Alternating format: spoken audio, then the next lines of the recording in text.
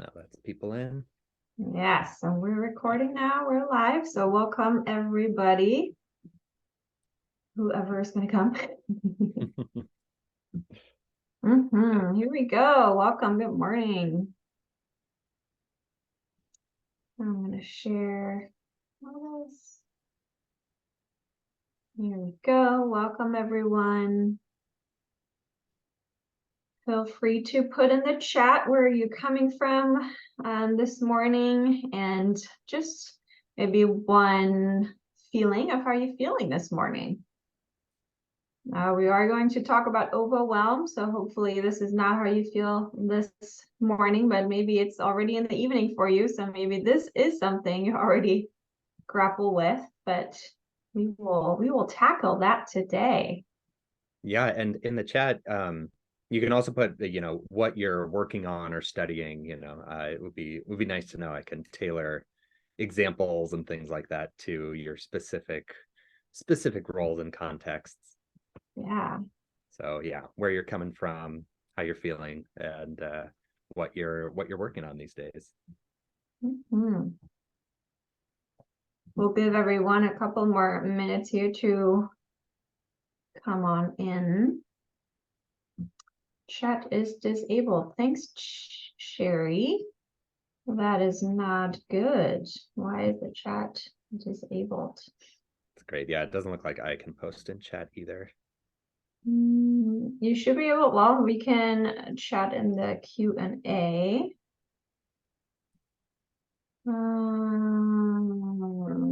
Yeah, so it can be done in the Q&A. If I can figure this out real quick, I'll do it, but I'm not 100% sure I'll be able to, so I apologize for that. Yeah, I'm not sure either. I haven't been a host, but it's usually under like the security settings. If you have the little shield icon at the bottom, that allows people to change permissions on various things.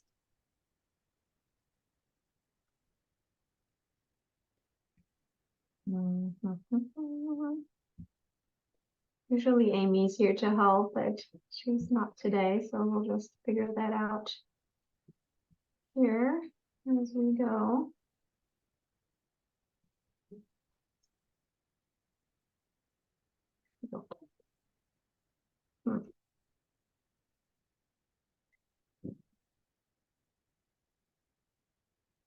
All right, one more minute and then we'll get started here.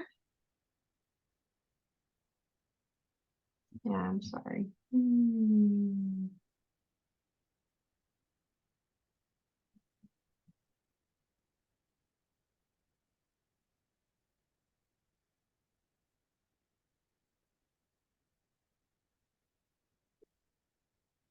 I'm afraid I won't be able to change the chat function here, but the Q&A is working, which is important. So we will be just using that. That's good. Yeah, just put things in Q&A. We'll check it out as it comes along. Yes. All right, so officially, welcome everyone. Good morning, good afternoon, and good evening from wherever you are calling in today to this webinar. I'm really thrilled to have you here.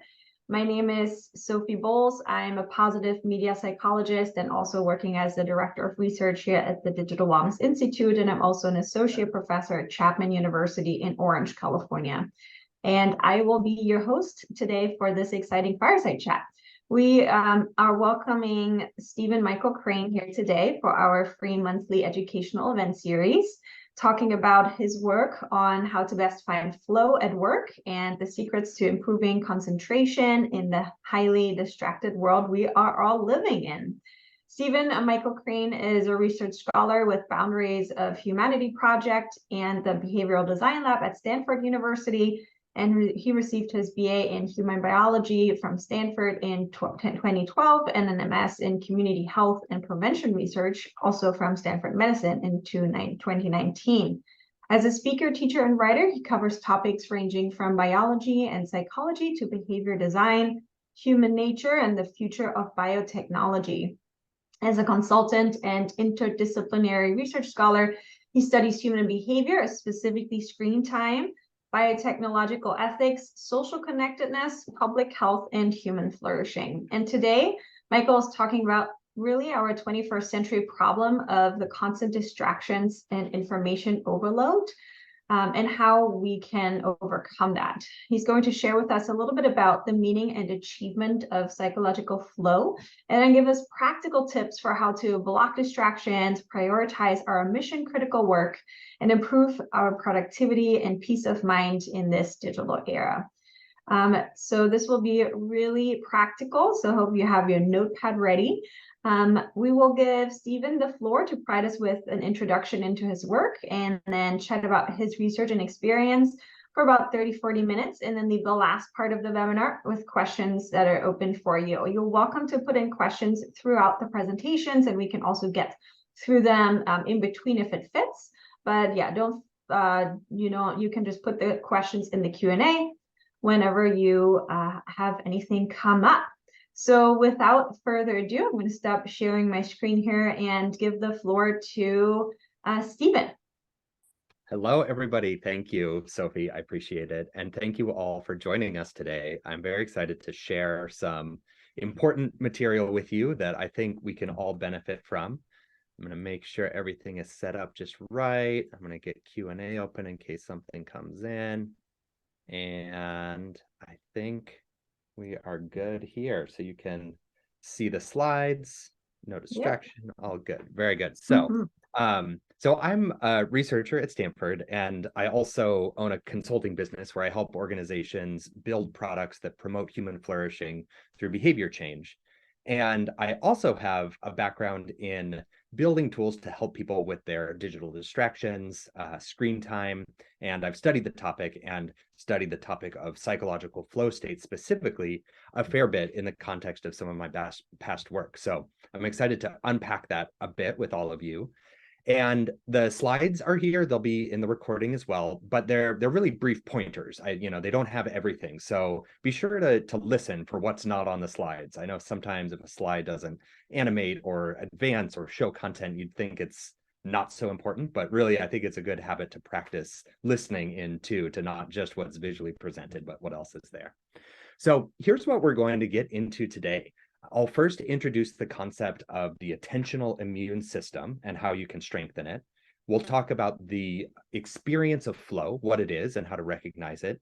And finally, how to create the conditions for flow in your own life. So there'll be some very practical things you can take away from this. And my goal for you is that by taking an hour to participate in this session will pay itself back by the end of this week if you actually take these ideas and implement them in your life, and then it'll just be benefit from there on out. It's a good use of your time. So here we have the modern predicament. We have things to do, and the internet to the rescue, make sure that we don't get any of it done. We've all been there. And it's not just external distractions from the internet coming into us, but there's also internal distractions that we generate within ourselves that get us off task. So we'll talk about both of those as we go forward. We'll start here with the concept of the attentional immune system. Now, your body's biological immune system that fights off pathogens and keeps you healthy. This is an analogous immune system that's really psychological. It's in your mind. And just like your body's physiological immune system, it's something that does the work for you. It shouldn't be something that you have to think about or worry about very often. Here's the definition. The attentional immune system is a system of practices and tools that protects your attention, allowing through the experiences that you actually want and value while preventing what you don't want from intruding on your attention. So that's what I mean when I introduce this concept of the attentional immune system. And so just like your body's immune system, it keeps you healthy. It keeps you healthy by stopping threats from the environment. And in this case, by threats, I mean pulls on your attention to places that you don't want it to go. And it allows beneficial things through, right? That's very important too, like genuinely valuable experience. It also learns based on experience, just like your body's immune system. And it does its job without much effort on your part. Most of the time, you shouldn't have to think about it. However, you do have to treat it well. in order for it to do its job. And surprisingly, they both operate from a similar healthy baseline. When you have good sleep, healthy food, exercise, time in nature, all of those things help your physiological immune system and your attentional psychological immune system. And when it's healthy and it's working well, you don't have to exert energy to ignore distractions, because that takes cognitive resources. And as we'll talk about, that pulls you out of flow. And it works for both external and internal distractions, though external ones are sometimes easier to solve with one-time behaviors. And we'll talk about the difference between one-time behaviors and habits and the types of things you might want to implement. So that's getting this concept, attentional immune system, on the table. Now the concept of flow. So you're all here to learn about flow. And it starts with this person, Mihai Csikszentmihalyi, who named the concept of flow in 1975. He was studying artists who would be so immersed in their work that they would disregard the need for food, water, sleep. They would be really just completely in the zone or at one with the task at hand. So here's a definition. Flow is a mental state of full immersion, energized focus, and enjoyment in the process of an activity. Especially that enjoyment part is crucial, and one of the reasons why flow is so central to our well-being. So some of the characteristics of flow, it often arises when what you're doing, the challenge of that task, is matched to the skill that you have to do the task. So they're very closely matched. It's not too high of a challenge where it's impossible and you can't succeed, and it's not so easy that it's sort of mindless and it doesn't have that capacity to pull you in and engage you if it's too easy. The loss of sense of time, the loss of sense of self, and it's also a state of peak performance where you can achieve things, especially doing sort of knowledge work or artistic production, that you can't do in a state of distraction. Now, why care? Why is flow important besides feeling nice? Well, flow states can be 2 to 5 times as productive and creative than distracted states, non-flow states. It's also intrinsically enjoyable, and it's a sustainable way to work if you want to continue producing things long term. And when they studied it during the pandemic, actually, it predicts happiness and fulfillment. Flow state and how often you're in it predicts well-being better even than optimism and sort of other attitude states. And finally, it's important for growth, learning, and mastery of a skill. So let's just try the QA just to see how it works. Go ahead, drop in the QA some examples from your life. Where do you find flow? I'd like to see if people what you come up with. So, and let's experiment to see how the Q&A goes as well. So I'll give you 30 seconds. Put a few ideas there in the Q&A, and I'll see if things are appearing. And maybe while people are trying to put this here in the Q&A. Oh yeah, there's already one. I would say, yeah, mine is creating new content. So when I create curriculums, I really have to be creative and I get in the flow. But I see like it's working here in the Q&A. So can you see the Q&A as well, the answers? Yes. Wonderful. Yeah, we've got writing, knitting, creative activities, hobbies. Absolutely. Glad to hear you all have some areas where you're finding flow. And there are many different domains. It can be in our work, in our studies, but also, like you're saying, in your hobbies, in your recreation. For me, skiing, I've skied since I was 3 years old, and that's probably the most flow state conducive activity that I can put myself into, and flow happens, kind of whether I want it to or not. It's just like it's intrinsically part of that activity for me. Or playing piano, playing a musical instrument. Video games are a deep flow activity. They're very carefully calibrated and designed to get you into that challenge, skill, match state and absorb your attention. Anybody who's played a lot of video games know how time can disappear and suddenly it's hours later. Often, yeah, reading, writing, cooking, dancing, coding, if you do data analysis or you write computer code, And also creative activities like graphic design or data analysis are often flow state activities as well.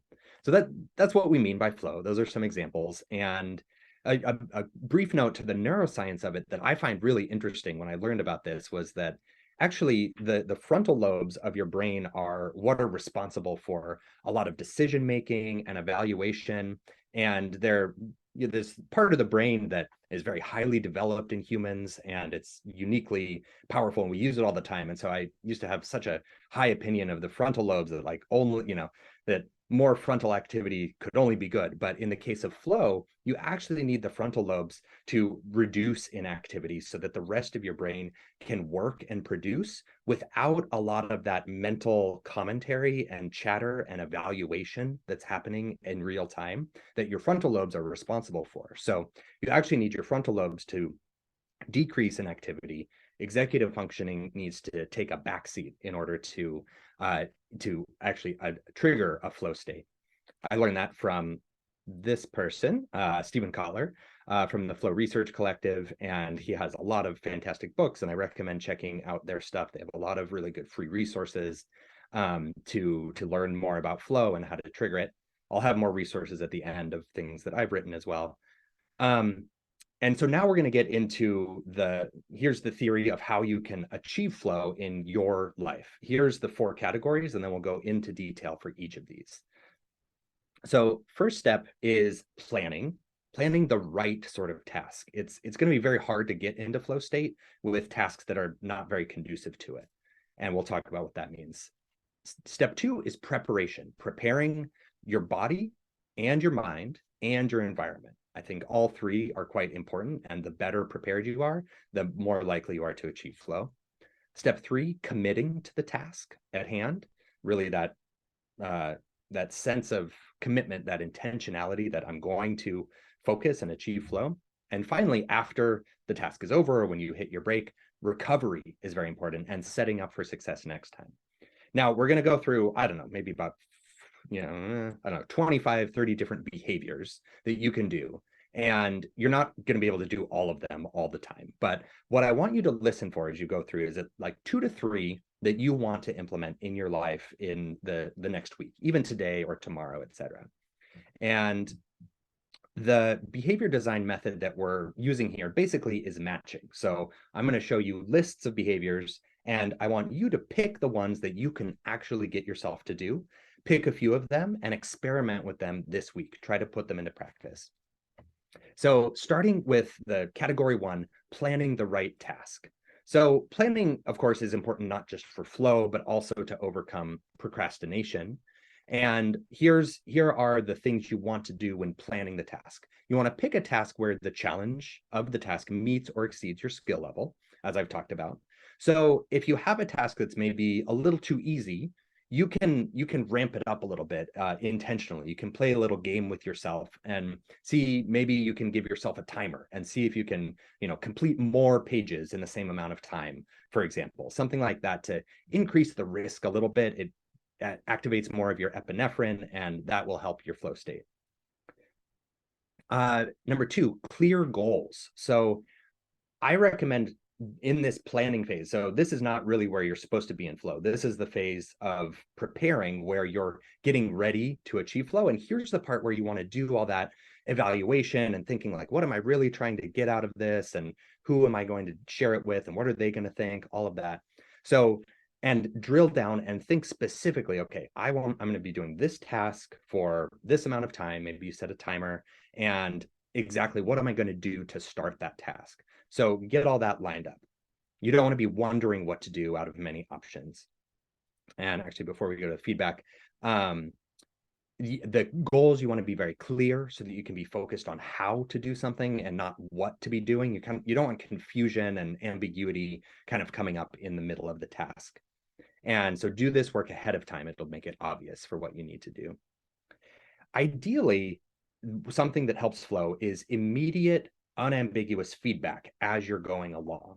So when you're practicing an instrument or you're knitting, it's very easy to know, like, oh, did I do it right or did I do it wrong? If you're coding and you run your code, you can test it as you go along and see, is it working? Is it doing what I want it to do, or is it not? Not everything can you get that kind of feedback, but you can at least set some sort of goal of maybe you're writing and you want to make sure that your paragraph, you get to the end of the paragraph and it's coherent. Every sentence has its place. It all leads from one to the next, etc. And you ideally want a sense of control, something that you yourself have chosen. And it's not something that someone else is constantly interrupting you or giving you direction or instruction, because then your mind will be too much concerned with them and their evaluation and their instructions than rather your own intrinsic autonomous sense of what you're doing and why you're doing it. As the process goes along, you want to eliminate the process of judging, evaluating, and task switching in the middle of a flow state. So in that case, it's not the time really to be worried about whether what you're producing is good or not. You don't want to be thinking about, is this on the right track? Ideally, you're in the flow of the process itself.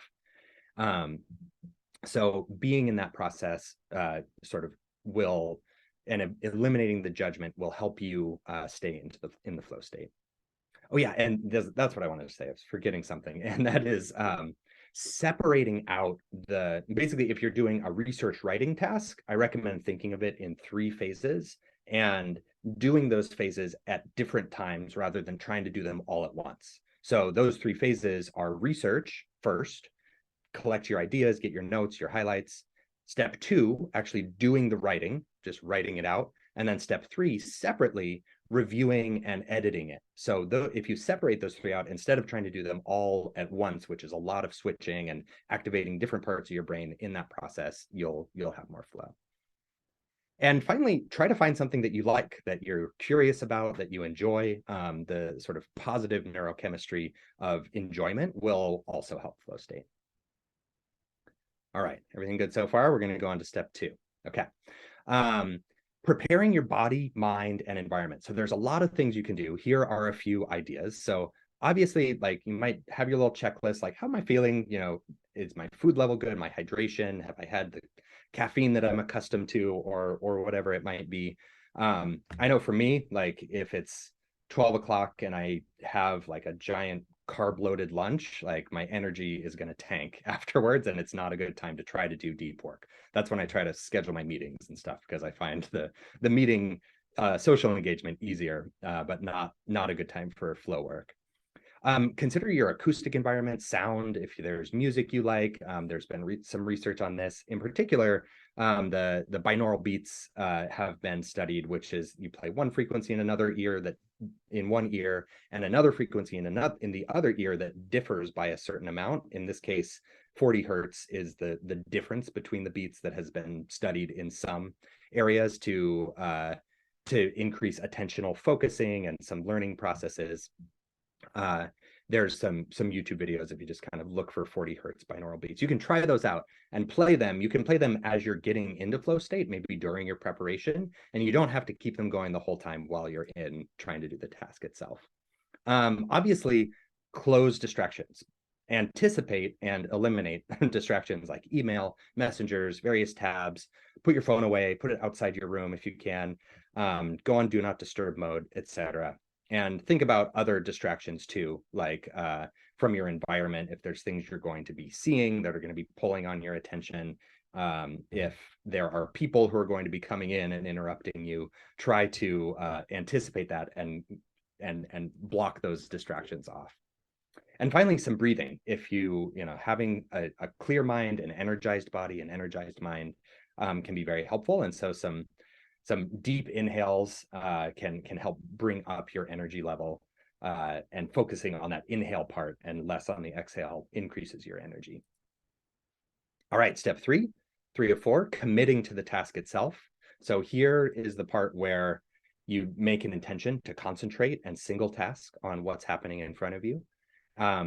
Anticipating and eliminating distractions, as we said, visual, auditory, even tactile things that feel uncomfortable.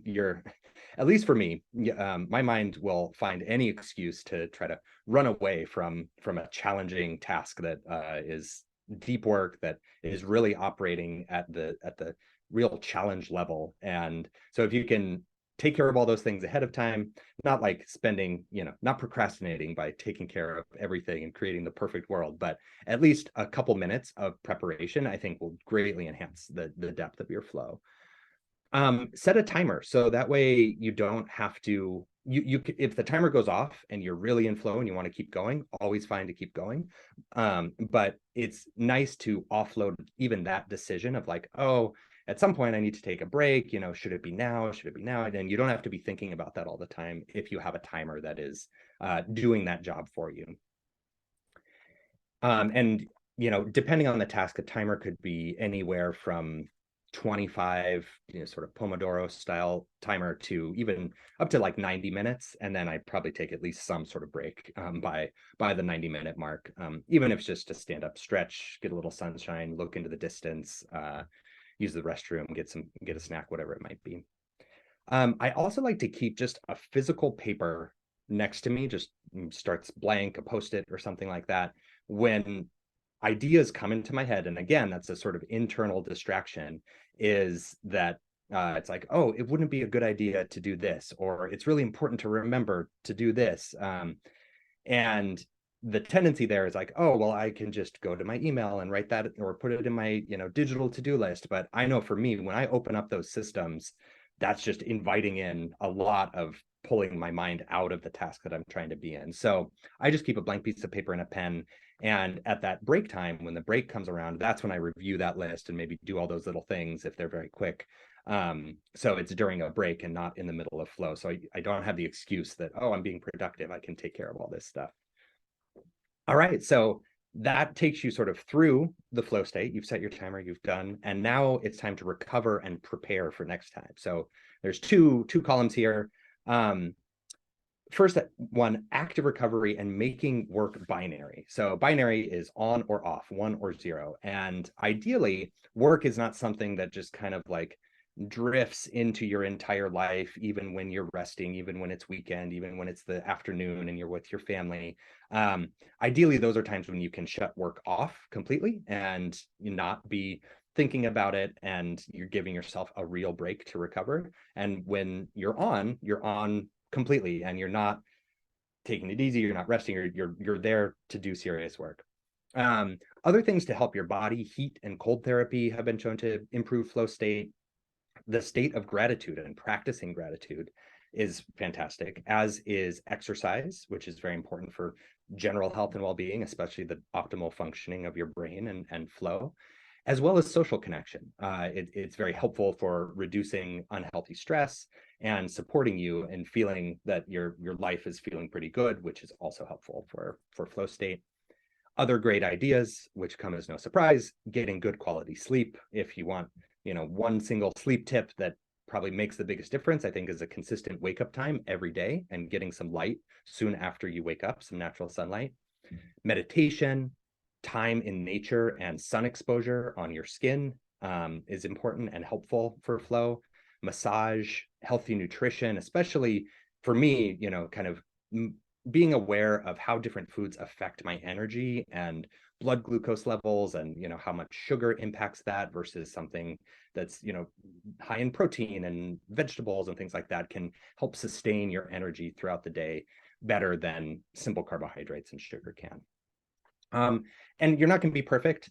There's going to be times where you get off task, something's going to come in, some distraction is going to make it through your attentional immune system. So one practice you can incorporate is during those breaks, like track, like, oh, did I get distracted? Did I get off track? You could do that in a spreadsheet or on your piece of paper, and just note that happened. Even just the process of tracking and being aware of where distractions are coming from will greatly help you practice flow state. So those are all the behaviors that I would suggest. Feel free to, revisit the slides and recordings, pick some out. You can even contact me if you want sort of help and further coaching and stuff to put them into practice in your life. And you can also ask about any of them in the Q&A. But flow can be tiring. It's kind of like physical exertion. It's good for you and it's enjoyable, but it can also be draining. You're using a lot of cognitive resources, a lot of your physiology goes into that. Your brain uses a huge amount of your body's energy and oxygen.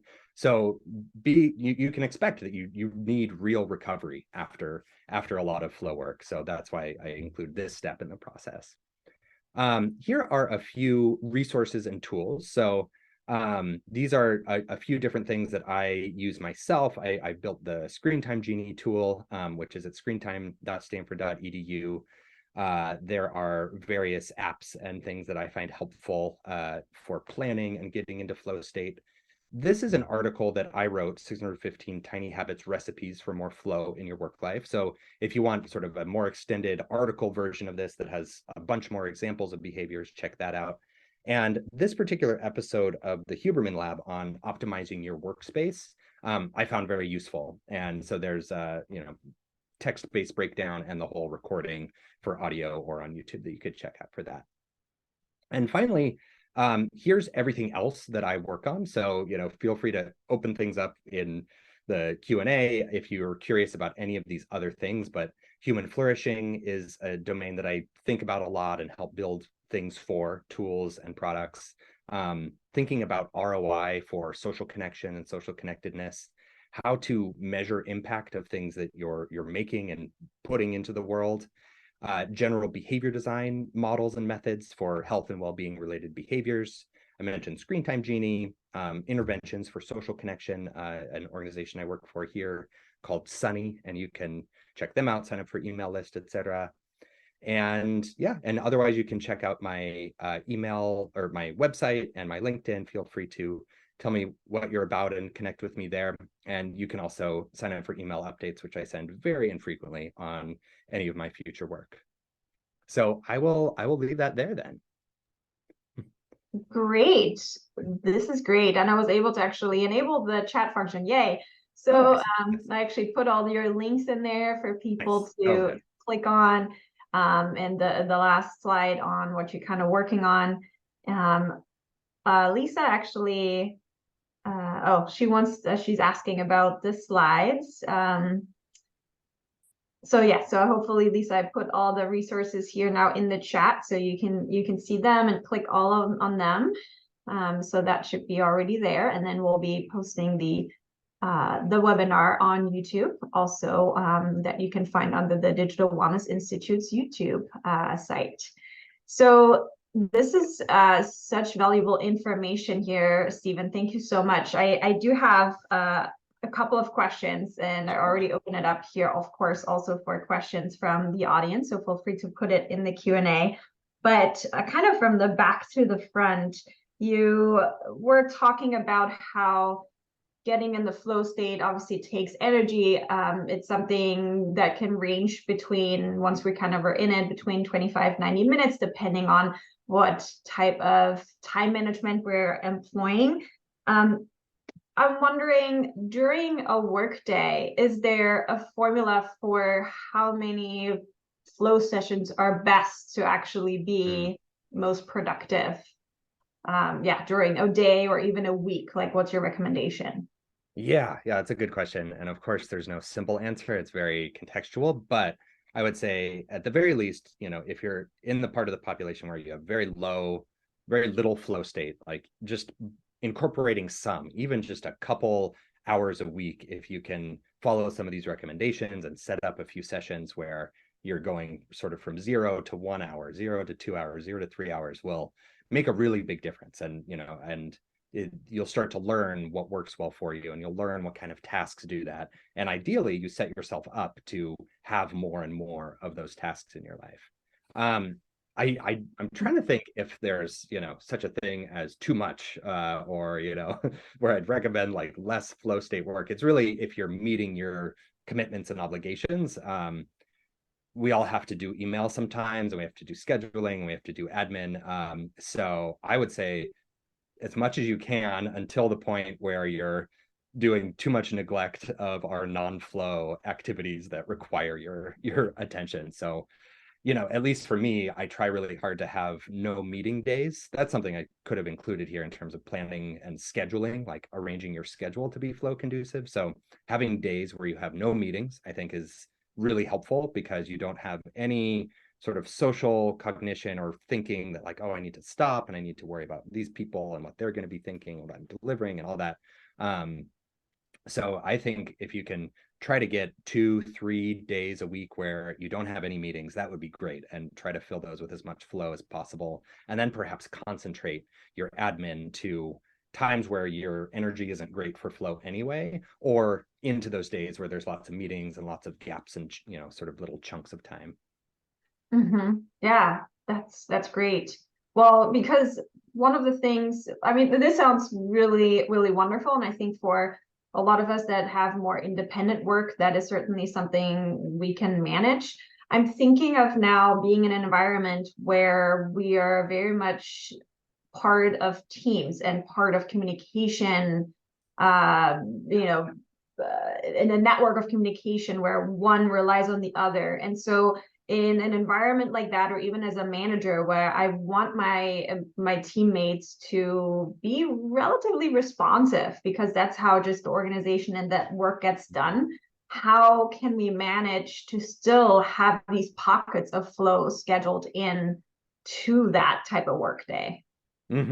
Yeah, that's also a really good question. Our work context and expectations of availability and commentability, on other people's work. I think it can be quite different for in-person workplaces versus virtual and remote workplaces. And I think in both, it's worthwhile, and hopefully you can share these ideas, and management, et cetera, are understanding and appreciate the value of flow work and how much more productive you can be in those states. So hopefully culturally in your organization, with your people, your teams, people understand that sometimes it's a good idea not to be available and fully available and interruptible. And so on some of my teams, we have norms of, there's like blocks of time on the calendar where it's like, this is a deep work block. And like, if we really need to schedule a meeting or, something like that, like I can do it, I'm available. But by default, let's try to avoid, needing me during that time. And during that time, by default, this and this notifications will be turned off. But if you really need to reach me, call me or something like that. And so I actually have those sort of norms in my my user guide to working with Stephen, where I explain like, here's how you can reach me with something urgent. And I don't want to be holding you back or stopping your progress, so call me 2 times and that will, penetrate through the do not disturb setting on my phone. And I'm, happy to help you if you need it, for example, is one thing you could do. And then have those times where it's collaborative and it's teamwork, and people can find flow state even with other people, especially if you're in person solving problems collected, as a collective. I think a lot of people can find flow state even in a meeting context, especially when it's an in-person one. That's interesting. And it makes me think of the communication charter, which is a workshop we give here at the Digital Wellness Institute, where basically exactly what you just described, we contract almost with our team and say, yeah, so during that time when I do my deep work, here's though, if you need to reach me desperately, this is kind of how I would want to be reached. So that these contracts, I think, are really important in order to, in this distracted workforce that we're in, actually get to that more focused time and undistracted time. Yeah, there's surprisingly little intentionality that by default goes into that. And, most don't think about that or consider it as part of how they're setting up their work or their culture. But I think it's sad to neglect it. It's to everybody's detriment to do that. Yeah, I mean, hopefully this will be something that will be becoming more of part of the discussion in the future, but it's just something that I don't think a lot of workplaces have really consciously thought about, that is something that can be managed. And actually these external distractions, there probably can be maybe managed even easier, maybe in an easier way if we think of communication charters and get that done. But actually, there's one question here in the chat that gets a little bit more at those internal distractions, and maybe this is something you can talk to, and you did already a little bit, elaborate a little bit more. And so this is an anonymous attendee, and they're writing, I haven't been able to achieve flow due to balancing work and kids at home. That's a challenge. Even our pets interrupt me, but I can't turn off my brain due to parenting responsibilities. Any thoughts on that? Yeah, that's a great question. I empathize. I know today actually we have a childcare outage. People are sick, so fortunately my wife is able to take our kid for, well, during this talk, but for the rest of the day, like, I'm going to be in meetings and have my kid bouncing around at the same time. So I get it, I understand, and it's definitely a major challenge to flow, and I don't know if there's an easy answer. It, except to whatever extent you can protect small amounts of time. Ideally, you have some support from somebody else, but I know not everybody does, to help with kids. Eventually, the kids get bigger and they go to school, and if you don't have very much flow for a few years while they're very little and they're in the house, like, that's one of the sacrifices of parenthood, which I empathize with and understand. But even the little things, like maybe a 1 minute ritual when you think you have 20 minutes to yourself or something like that, to set up the task. I would try something little like that, even if it's just a little bit, to help practice it, and the time will come where it's more accessible, I'm sure. More of the tiny habit idea here of setting it up, one little thing at a time. Nice. Thank you. There's another question from Matt, and they're asking, question about work binary. What are you referring to as work? Is that any time we are in flow? For instance, if I get into flow during a relaxing activity, is that considered work that we should also take a break from? That's a good question. I like it, the distinction. Flow during work tasks, which is mostly kind of what I've angled this talk towards, versus flow during recreational tasks, enjoyable tasks, going skiing, in my case. I would say it really just depends on how you feel. I think for me, reflecting on my own experience, like flow during work tasks, where I'm really using my brain and there's a lot of challenge and complexity and I'm solving complicated problems, like that feels much more draining than flow during relaxing activities. So for me, I think actually flow in both cases is good, and I would not consider it work to be in flow state doing something relaxing or enjoyable. Work is also enjoyable, but enjoyable in a way that doesn't tax your cognitive resources and leave you feeling a little tired and depleted. So it really depends on how you feel after the activity. But I think if you feel good after your flow states and you're not feeling tired, then I wouldn't worry so much about active rest and recovery as much, because that itself could be restful and recovering. Great, thank you. On that topic of breaks, one of the things that I catch myself quickly is that when I have had a time to do some deep work, then my break is actually going to my email and doing the administrative tasks. You want to talk a little bit about why that could be a problem? Yeah, I also empathize with that. I do the same thing. Like, I can finally reward myself with that email check that I've been waiting to do the whole time while I was focusing. And yeah, it like scratches an itch, but it doesn't really rejuvenate and replenish. So I think you can do both. Like, okay, break time came around, like maybe I'll do a quick email check and have my and I actually have like a timer that has my like work session, which right now is like 40 minutes, but then also like a break session, timer number 2, which is 7 minutes sort of between. So that's kind of my default rhythm, is 40 minutes, 7 minutes. So I know that I only have 7 minutes, and I know that I want to get outside, which is right here, so I can just walk outside, but I can also do a quick check on messages and emails. So you do have to check email at some point, and maybe you can turn it off for the day. Maybe you can set an intention that it's at a 3 p.m. check or a 5 p.m. check where you're going to get back to it. But if not, it's okay. I think a short check, but then also doing something that's actually non-screen based entirely is a good idea. I have one more question here in the Q&A, and then I actually have another follow-up on also the social connection, which is obviously what you're working on too. Oh, there's another one question. Yeah. Wonderful. So another anonymous attendee asked, what tips do you have for selecting tasks that match your energy level? Yeah, that's a really good question. And that's kind of the art of your work week, and sort of the arc of when you're feeling good and not so good. And it's never fully predictable, but at least I find there are patterns. And as you get to know yourself and I think it depends a lot on your sleep, your exercise, and your meals, and like what you're eating. And caffeine influence like when you have higher energy and lower energy during the day. So I think I would start by observing those patterns in yourself to get a sense like, in my case, early morning, the sort of first thing in the day until 12 or 1 or 2 o'clock, I are really my highest quality work hours in the day. And so that's when I try to block everything out and not have meetings and schedule my, deep work tasks for flow intensive tasks. And then later in the afternoon is when I try to catch up on administrative things. For other people, it might be different. It's, there's also chronotype differences if you're more of a morning person, evening person.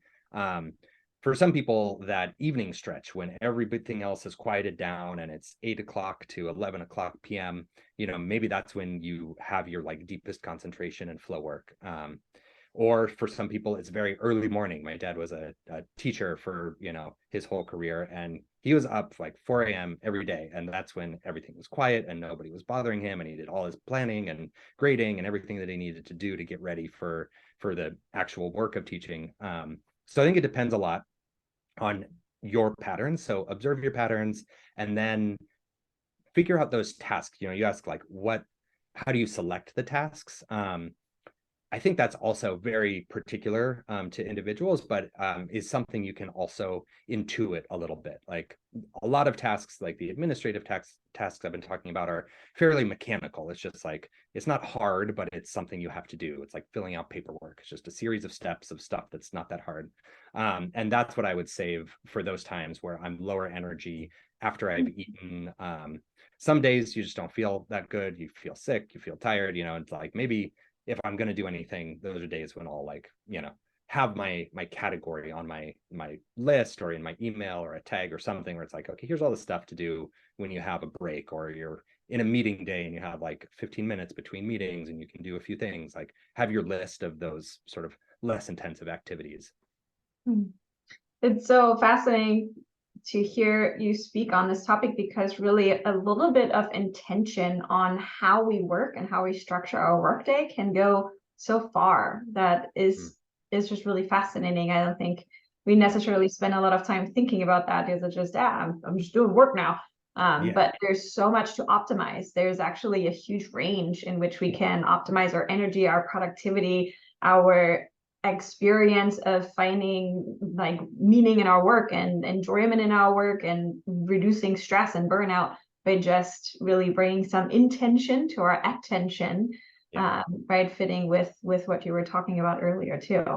So and that's really that like keystone habit of reflection and intentionality. Like if you just do that one thing where, a tiny habits recipe for that would be something like, okay, when I get to my computer and open it in the morning, I will, look at my calendar and, put blocks of time for when I'm going to be doing deep work in the day, and just like kind of plan out those pieces of like, here's when I will probably eat, here's when I'll probably exercise, here's when I'll probably be working, and, adopt any of the behaviors that I shared with you into that planning section. And I think that is a behavior that probably produces a lot of lift towards more concentration and flow.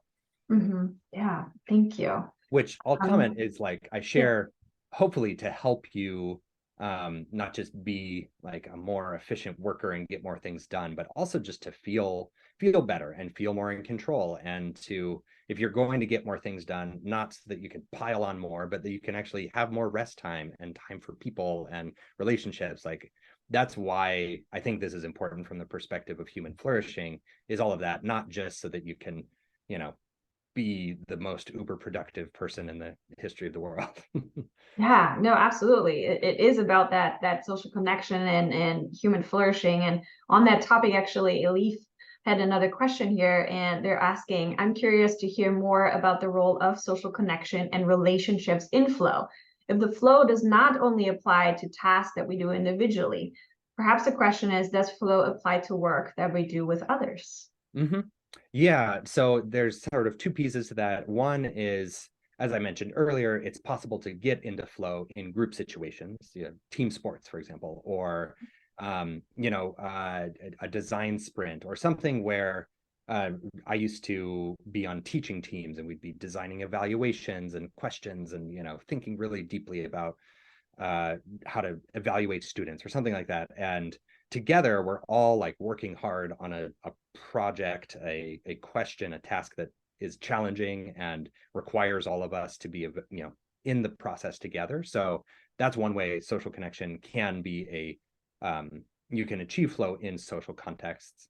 And then there's just the role of completely independently from your flow work, your social connection generally, and how that supports you and your physiology and your psychology and your stress level, where if you have supportive people in your life and you can rely on them, and you have people to turn to if you need help, and etc., that's just a general, just like meditation or sleep or exercise, that's a one of the fundamental conditions of having a full and flourishing life that will prepare you and help you with flow states as well. That's great. Thank you. So on that note, with the remote workforce, or if you are in a hybrid or remote working situation, how would you say are we creating the best, social connections with the webinar interface, with the Slack connection, where it's not face to face, where there's obviously a difference? Do you have any tips on that? Yeah, there's certainly a lot of things that people in remote work, people running remote teams can do to help foster more social connection. We have all of our tools, and obviously, like the remote, video conferencing is the best you're going to get most of the time. I think if you can schedule once a year, twice a year, times where you're actually together, in a team offsite or something, and physically present, and you have not just work time and meetings together, but also fun time and social time, I think that can do a huge amount. That's probably like the biggest single way you could spend, 30, 40 hours as a team to increase your sense of connectedness and cohesiveness, is to have time together in person when possible. But then short of that, I think there are a number of strategies. One is like there's a tendency when we're on remote meetings and Zoom that all of the chatter and the informal connection that usually happens in in-person workplaces kind of just falls aside, and we rarely engage in it. So you have to design it, you have to deliberately bring it back into meetings and things like that. So one thing that the Surgeon General Vivek Murthy suggests is like doing a spotlight sort of thing for team meetings, where every week you've got your team, maybe 10 people, and you take like 2 to 5 minutes at the beginning of your weekly meeting to go deep into one person's life, where they can share something important about themselves and their background and stuff unrelated to work, stuff that is, so ideas like that. And you can have Slack channels that are dedicated to inviting people to share stuff from their personal life, what's going on in their world, the people that are important to them, the things that are the highs and the lows and the fun and everything, allowing people to bring more of their whole self to work if they want to do that, can also be achieved. It just needs to be intentional. You can't just hope that it happens, because it doesn't really, by default, in that environmental context of a fully remote team. So there's really a bunch of new skills that team leaders, managers will really need to learn in order to foster that connection if they are in charge of a remote or a hybrid team. Yeah, got to be thinking about it for sure. Because it just doesn't happen just automatically. There isn't the water cooler we can all gather around. Yeah. Any last questions from anybody here? There's another question that I just saw coming in. Wonderful. Thank you for the great info and practical tips. Any ideas on how to integrate tips into a workplace that tracks productivity and monitors activity online? I struggle with feeling guilty when taking breaks and worry about repercussions. That's a very good question. I would hope in that context that there should be just a baseline allowance for breaks and things like that. At least in California, I think it's the law that every 4 hours you have to have like a 15-minute not time, break where you're not expected to be working, etc. But beyond that, I would hope that whoever's kind of managing or in charge of these systems can understand the value in breaks, like even the productivity value of a break, beyond well-being and autonomy and other things that are very important for employees, individuals doing work.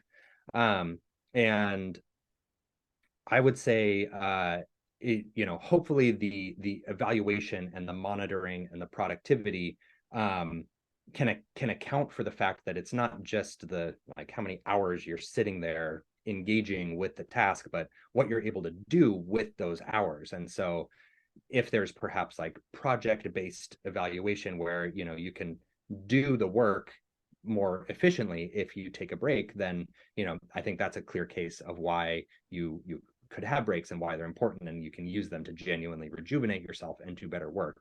Not all work is conducive to that sort of thing. So it kind of depends on your particular situation, but hopefully something like that is workable. And of course, you do have to be mindful of your metrics, your productivity, what you're producing, how much, if you're keeping up with expectations, but they should be calibrated to a realistic level. And hopefully you can find ways to protect your well-being and to rejuvenate and get everything done that you're supposed to get done, like whatever your reasonable baseline for you is. Maybe you can have a conversation with your manager to talk about what that should be, and then you can figure out on your own, like the more autonomy you can have as an employee to decide when and how you do your work and how you do your breaks, the better performance generally ends up being. Yeah, that's a lot of research that also shows why a lot of employees now prefer actually the remote work because of that autonomy that it does provide and the flexibility in schedule. But it's still something where there's some translational knowledge transfer really needed for the research to come into some companies that unfortunately maybe are still operating a little bit under more time is equaling more productivity. So yes, we're getting really close to the end. If there's any other questions, feel free to ask them. Do you have anything else, final words to share here, Stephen? Yeah, well, this is fun. I really appreciate you hosting and moderating and navigating the questions and everything. So thank you, Sophie. I appreciate you. I appreciate the Digital Wellness Institute, where I'm a scientific advisor, and I think there's a lot of really important and good work going on there. I would just say, be sure to put something into practice. Like hopefully in the course of this talk, you wrote down a few ideas of things that you can actually do in your work life. And, let me know back. You could contact me through my website. Let me know if you've implemented something, and if I was able to make good on my promise that you'll get an hour back by the end of this week if you actually put something into practice today or tomorrow and you start doing it consistently. Perfect. Thank you again so much. And I just wanted to share with also our panelists or our attendees here that we actually provide things like communication charters or give keynotes to your organization to help with a little bit of that knowledge transfer. So if you're interested, feel free to check out our session, contact us if you want us to come to your organization. I've put our website here and also my email address.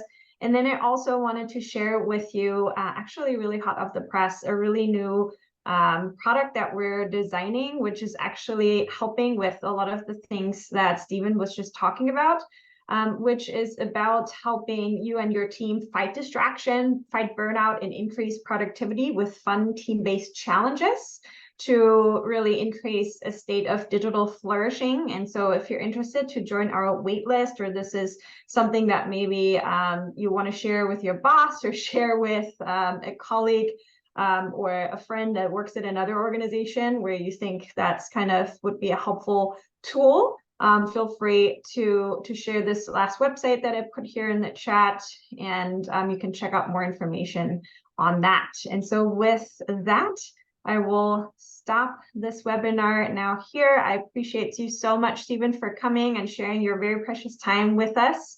And I know we're going to be hearing and seeing you very soon. Thank you. Take care, everybody. Thank you.